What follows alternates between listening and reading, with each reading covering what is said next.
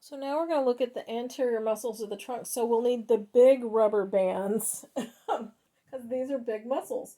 So the abdominals, there are 4 layers of them. They include matching pairs on either side of the body of 2 rectus abdominis, 2 external obliques, 2 internal obliques, and 2 transverse abdominis. So the transverse abdominis is the deepest layer of abdominal muscles, often neglected when training in the gym, but always paid attention to in physical therapy. So that group, or the anterior trunk muscles, are referred to as abdominals, and they provide an important source of mobility and stability to the trunk. The fiber direction is super important when looking at the abdominal muscles. Really, the 3 most external ones, the rectus abdominis, the external obliques, and the internal obliques, decrease the distance between the xiphoid process of the sternum and the pubic bone. So rectus abdominis does your classic crunch. Obliques do the same thing, internal or external. And they rotate and or laterally flex the trunk, the external and internal obliques. The transverse abdominis has some unique properties which we will discuss.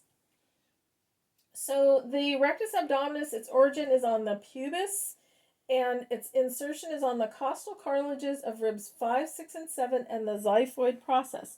So from the pubis to the ribs, and there's 1 on each side. That's our 6-pack muscle. It's our most superficial muscle. It does trunk flexion and abdominal compression. And it's part of the force couple for posterior pelvic tilt because it pulls the pubic symphysis superiorly, and the pelvis can rotate posteriorly. The external oblique, the fibers form a V. So you have oblique fibers on this side and on this side, and they're forming that big V. So the V of the obliques, the external obliques, goes this way. The internal obliques form an upside down V. We'll talk about those in a minute. So the origin, big, broad origin, big, broad insertion. So the origin is on the lateral sides of ribs 4 through 12, so big, broad origin. The insertion is from the iliac crest to the linea alba, which is that midline fiber direction. So you can see that external obliques are huge. They do, bilaterally, they do trunk flexion and compression of the abdomen and posterior tilt, just like the rectus abdominis. Unilaterally, they do lateral flexion and rotation of the trunk to the opposite side. So you can see if these muscles contract, if you rotate to the opposite side, they shorten. If you rotate to the same side, they lengthen.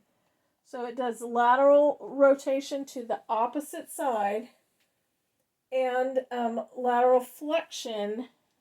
If you get lateral flexion, they shorten. Okay? So keep that in mind when we look at the internal obliques. So the internal obliques, they have a big, broad origin as well, from the inguinal ligament and iliac crest and thoracolumbar fascia, and they go to insert on ribs 9 through 12 in the linea alba. So they go this way. Let's see, let's do it so my arms aren't in the way. Hopefully you can see that. And they form the big giant upside down V. So those ones, they do rotation to the same side, ipsilateral rotation and side bending. So external obliques do contralateral rotation, internal obliques do ipsilateral rotation. So if you're doing, say you're doing crunches, you're doing oblique crunches, one side of the, say you're oblique crunching to the left, the right side of the external obliques is working and the left side of the internal obliques is working. So try that on your own and see what you think of that. So they work together and opposing. Really interesting. So same thing with bilateral trunk flexion and abdominal compression. So rectus abdominis, external obliques, and internal obliques all do trunk flexion and abdominal compression. The transverse abdominis, its origin is the inguinal ligament, the iliac crest, the thoracolumbar fascia, and the last 6 ribs. And it's all back here. It goes all the way around the front and inserts on the linea alba. The fiber direction is transverse. That's why they call it the transverse abdominis. So the only thing that the transverse abdominis has a line of pull for is abdominal compression. It does not have a line of pull for flexion. It does not have a line of pull for side bending because the fiber direction goes transverse, goes sideways. That's why sometimes they'll call it your corset muscle, because it's pulling in all the way around.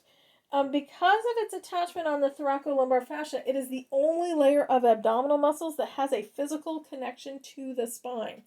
It's a major spinal stabilizer.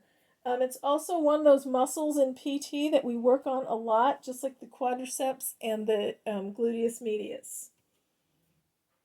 So the iliopsoas and the quadratus lumborum also function as sort of anterior trunk muscles.